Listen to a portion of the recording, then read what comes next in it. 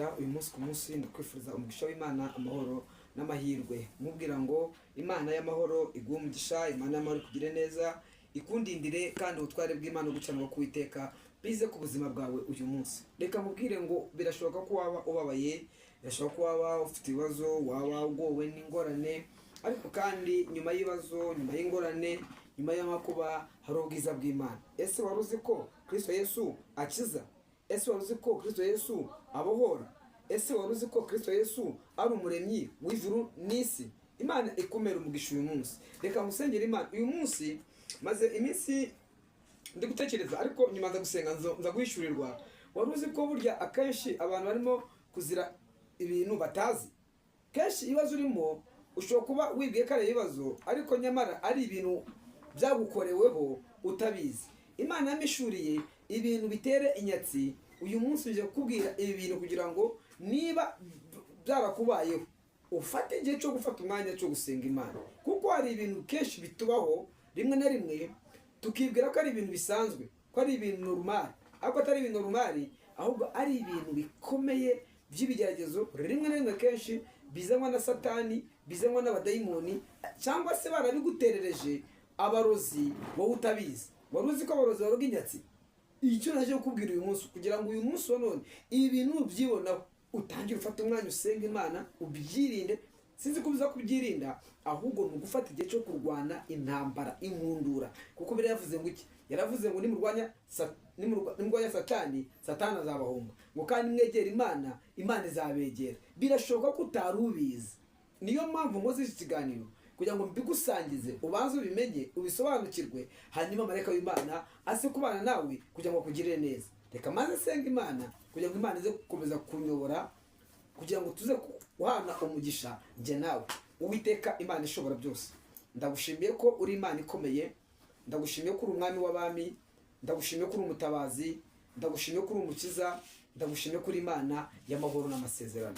Bana natwe rero, kandi umuntu wese umuhe umugisha kandi umugirire neza mu izina rya Yesu Kristo, amen. Narakomeza, reka ngusabe wowe utarakora subscribe, umbabarire ugikore, ukore like na share kuri Umva Program TV, kandi ukuboko kw'Imana kuze kubana nawe. Mbabarira ukore subscribe, kora like, kora share. Imana igomba kugira ngo n'uyu muntu aze kumenya ibi bintu, yaba ari inshuti yawe, yaba ari umuvukanyi, yaba ari n'ibindi bintu, kuko namaze kumenya ko abarozi barahari. Ese wemera ko abarozi nabo bahari? Ese wemera ko abarozi bakuroga inyatsi?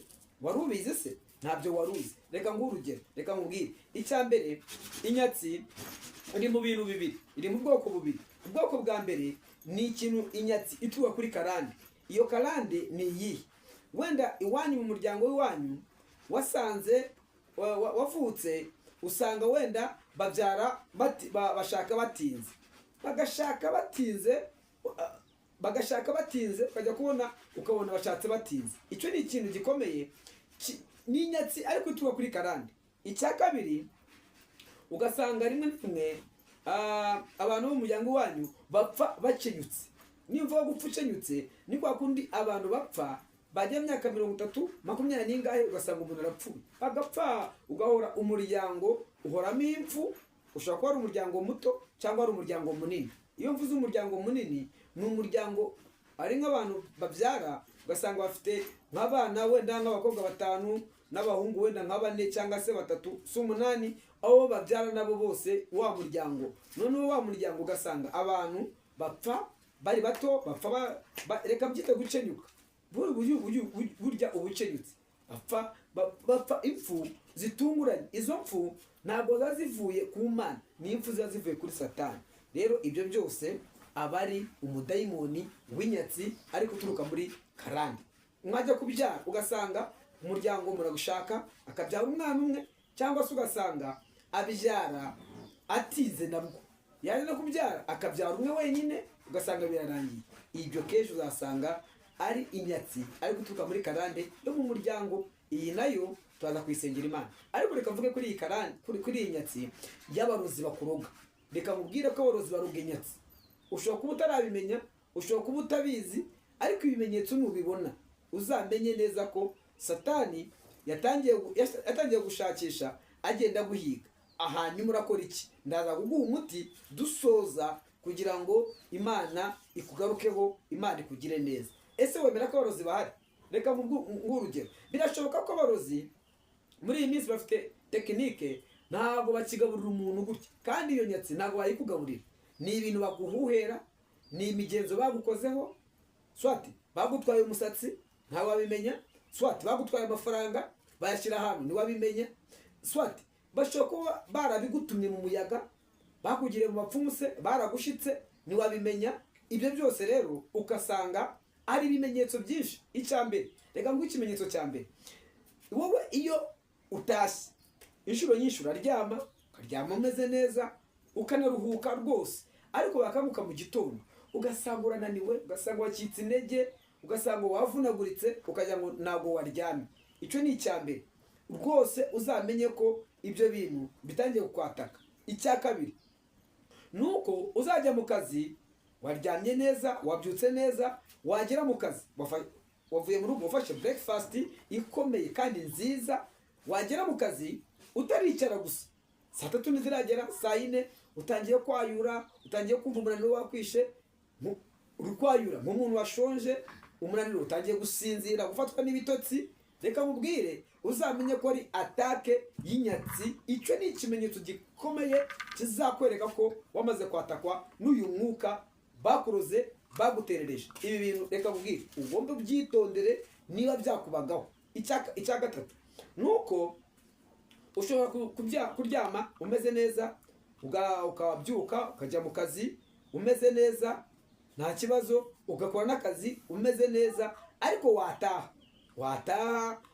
nta burakari na bumwe, ariko ukagera mu rugo, mana yanjye, waba ufite umugabo, waba ufite umugore, waba uri umusingo, ugahura n'umukozi, ugahura n'ibintu byose, ugasanga mutangiye gutongana hasi hejuru, umugabo hasi hejuru, umugore hasi hejuru, ugasanga ni ugutandukana kwa buri munsi, ni amadivorce, akaba ari naho aturuka, cyangwa se ugahora wirukana abakozi buri munsi. Reka mubwire, iyo ni inyatsi ikomeye ibiguteje uwo mwuka wo kugira ngo utandukane n'uwo mwashakanye, cyangwa se hanyuma iyo usinzira mu kazi banakwirukana, uko bukeye n'uko bwije bakakwirukana buri munsi. None se ugira ngo si inyatsi? Iyo ni inyatsi ituruka ku badayimoni bagutorereje, bakuroze, bagutumweho. Ibyo byose rero ndabikubwiye, niba bikubaho, tangira witegure gufata igihe cyo gusenga, tangira witegure gufata umwanya wo kwinginga Imana, tangira witegure gufata ibihe byo gusenga cyane. Imana uyu munsi wa none imbabarire kugire neza. Icyo ni reka nyite nk'icyambere. Icya kabiri nuko iteka ryose umwuka w'inyatsi ujya mu kazi. Uyu munsi barakwirukanye, ejo barakwirukanye, mu kandi kanya bagakwirukana, mu myaka nk'ibiri ugasanga uvuye nk'ahantu nka hatatu. Uranyumva neza? Ugasanga uvuye nk'ahantu nka hatatu, ugasanga umukoresha wawe ntacyo mupfuye, ari kukubwira nabi, nta n'icyo mwapfuye. Iyo uzamenye ko ari inyatsi bagutumwe, bakuruze, niyo bakoherereje barayiguteza. Aho ngaho rero uzahite witegura neza, ufata umwanya wo guhangana, wo kwinjira mu mbaraga zo gusenga kugira ngo uyu mudayimoni akuveho. Ibi bintu ni ibintu Imana yamishuriye, irambwira ngo mbibwire umuntu wese kugira ngo atangire amenye uko agomba kwitwararika kugira ngo Imana imugire neza. Rero cyo mundira Imana nuko Imana ibiduhishuriye tudatumenye neza ko tugomba kurwana. Icyo si icya kabiri. Icya gatatu dayimoni w'inyatsi baguterereje. Ni cyagiye uzafata amafaranga urayabonye, ubonye miliyoni, ubonye amafaranga ndetse ndashaka bari 100,000, ariko ya mafaranga uko yabona, ya mafaranga agahita ayoyoka, nta kintu yaguzemo, nta mwendo yaguzemo, nta n'ibiryo yaguzemo, ya mafaranga ukajya kwashaka ukayabona. Ese ya mafaranga ajya hehe?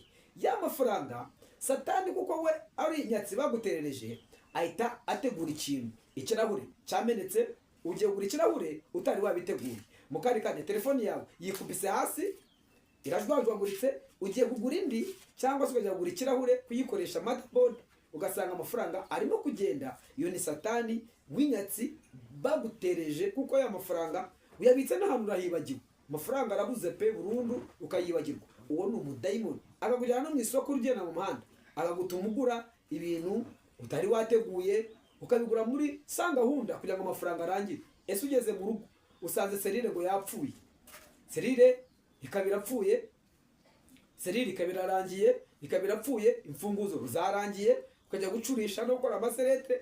Donc uwo ni umudayimoni. Abajura bakaba baraje bakakwiba. Reka mubwire, uwo ni dayimoni w'inyatsi. Uzamenye neza ko icyo si icyakangahe, ni icya gatatu, ni icya kane. Uzamenye ko uwo mudayimoni ari uwo bagutumye, umudayimoni w'inyatsi baguterereje kugira ngo aze kubuza amahoro, aze kubuza uburyo. Hanyuma ibi nibikugeraho uzibuka ko aya magambo nayo yakubwiye, hanyuma uzafate igihe cyo gufata umwanya usenga Imana. Reka mubwire inshuti yanjye ko Satani we arakora, ariko nubwo akora natwe data wacu arakora, ariyo Mana. Niyo mpamvu rero ibi numara kubyumva, ese bikubaho ibi niba uramaze kuvuga ntarakomeza, ibi byakubagaho. Niba byakubagaho rero menya neza ko ufite ikigeragezo gikomeye cy'uyu mwuka w'inyatsi wamaze kukwataka. Ahubwo ikigeretseho ni iki? Ni ugufata igihe cyo gusenga Imana kugira ngo umugambi w'Imana, kugira ngo imbaraga zikomeye z'Imana zize kubana nawe, marayika w'Imana agushyigikire, akugote, akuzenguruke. Icya kane ni igihe uzajya kubona ukabona mu rugo rwawe hajemo imbeba zitandukanye, rimwe na rimwe waba uryamye hejuru y'amabati, waba ugenda ugacaza usimbuka mu maguru y'abantu. Uzamenye ko watangiye kwatakwa n'uwo mwuka. Uzafata igihe cyo gusenga Imana, cyo gusenga Imana kugira ngo Imana ikugirire neza. Ukabona abantu bose barakwanze, icyo ni ikindi, abantu bose bakakwanga, n'umuryango wanyu bakakuvaho, bakakwanga ntacyo mupfuye, bagakwanga umuntu mukaba mugendana ariko akakwanga. Ukabona umunsi umwe arakwanze, mu kazi barakwanga, uri wenyine mu muhanda abantu barakwanga, abo mwavukanye barakwanga. Uzamenye ko ntabwo ari urwango rusanzwe, ahubwo ni umwuka Satani yaguterereje, ni umwuka bakuroze, abarozi bakuroze kugira ngo baguteze inyatsi. Reka mubwire impamvu. Icya mbere, iyo ushaka kugira ngo uzatere imbere n'abantu, kuko nta muntu wapfa gutera imbere ari wenyine.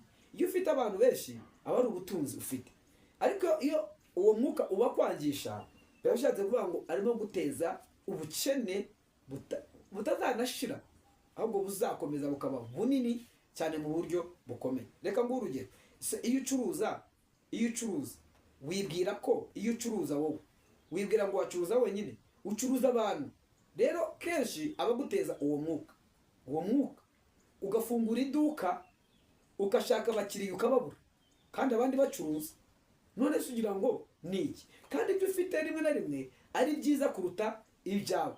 Buri munsi wakinze iduka, wakinguye ahandi, wimutse, wavuye muri karitsiye ugiye gucururiza ahandi. Ayo ni amafaranga uri gusipendinga, ugenda ukodesha amazu, ugenda usana, ni ukugira ngo amafaranga igishoro cyawe kigushireho cyose. Uwo ni umwuka rero wa Satani baguterereje, amafaranga akayoyoka, ntumenye uburyo agiye, ntumenye uburyo ahagurutse, ntumenye uburyo amafaranga yawe ashizemo. Iki kintu nikikubaho, uzatangire witegure kumenya guhangana n'uyu mwuka kugira ngo Imana izakugire neza. Uzatangire umenye guhangana n'uyu mwuka, uzasenga Imana iguhe imbaraga, uzasenga Imana ikurwanirire, uzinginga Uwiteka kugira ngo marayika w'Imana akubonekeho. Inshuti yanjye, reka mubwire, abarozi barahari, bakubuza amahoro mu rugo, bakubuza amahoro mu kazi. Reka nguhe urugero, ataba inyatsi badani baguterereje, kuki abandi bajya gukora ubukwe wowe ubwaho bugapfa? Uwo ni umudayimoni w'inyatsi ukubuza gukora ubukwe kugira ngo utazatera imbere. Ni umudayimoni wishakira ahandi. Umunsi ese niwo babenga wenyine, umunsi bwawe ubukwe bwawe bwapfuye, ubwa kabiri bwapfuye, ubwa gatatu bwapfuye. Dayimoni w'inyatsi na dayimoni rwose uzatuma ubona ugutandukanya n'urugo rwawe. Ni umudayimoni w'inyatsi ukubuza gutera imbere kugira ngo akubuze amahoro. Uhora uhangayitse, uhora uguwe nabi, uhora ufite ibibazo, uhora ufite amajune, uhora ufite amakuba, uhora ufite amage. Ibi bintu rero numara kutajya kubibona ku buzima bwawe, uzamenye ko hari umudayimoni wamaze kwataka w'inyatsi. Buri munsi imodoka yawe yapfuye, buri munsi ni wowe wagonze, buri munsi mu myaka 2 ukaba ugonzemo 2 cyangwa 3. Ese ni wowe ugenda mu muhanda wenyine? Ujya ngo ni wowe ugenda mu muhanda wenyine? Oya, ntabwo ari ugenda mu muhanda wenyine, ahubwo wowe ufite umudayimoni baguterereje w'inyatsi. Ese kamubaza ikindi, ufite abana, buri munsi abana bawe ngo niwe bananiye, banyweye urumogi, bagiye mu busambanyi, bagiye mu gusinda, buri munsi bakuzaniyeho abana utazi iyo baturutse, nta mukwe bakuzanira, nta mukazana bakuzanira, bakuzana gusa abana utamenya aho baturutse. Icya kabiri, bahora mu rumogi, bahora mu nzoga, bahora mu businzi, mbese babaye ikiro by'imigani. Ahangaha nubimenye, ahangaha nubabona ukababona, uzamenye neza ko Satani yamaze kukwataka, Satani yamaze kukuzura, abadayimoni bamaze kwambara ibintu bikomeye ku buzima bwawe. Uyu murozi rero w'inyatsi, uyu mudayimoni tugiye kumwirukana ku buzima bwawe mu izina rya Yesu. Imbaraga zikomeye z'Imana zikora igitangaza mu mbaraga z'Imana. Reka ngurugero, wowe nta nzu n'imwe itagira turiya dukoko bita ngo ni marijosi. Nyinshi ziradufite, ariko hari iziba zije ziri nk'agatumwa. Reka ngurugero, umunsi wakabonye uzamenye ko watatswe, ahubwo ufite n'abantu bakumviriza baturutse muri ako gasimba. Urugero, agakoko karashobora kuza wicaye muri salo, kakaza gutyo uri kareba. Ikindi cyangwa se uryamye ukabona karaje keguye umutwe, amakuru yose ufite kuri telefone kari kuyatanga. Menya neza ko ufite ibigeragezo bikomeye, menya neza ko ufite n'ingorane, ahubwo uzafate umwanya usenge Imana. Ibyo bintu nkubwiye inshuti yanjye, niba bikubaho, fata igihe cyo gusenga, winginge Imana kugira ngo marayika w'Imana aze ku buzima bwawe, kugira ngo marayika w'Imana akugote, akuzenguruke. Tangira winginge Imana nonaha, tangira ufata igihe cyo gusenga, cyangwa se shaka umukozi w'Imana gusengere by'umwihariko. Apana amasengesho rimwe na rimwe abantu basenga nko muri rusange cyangwa se biraho. Ibyo birasaba ko bisengerwa by'umwihariko. N'ibyo byose narabi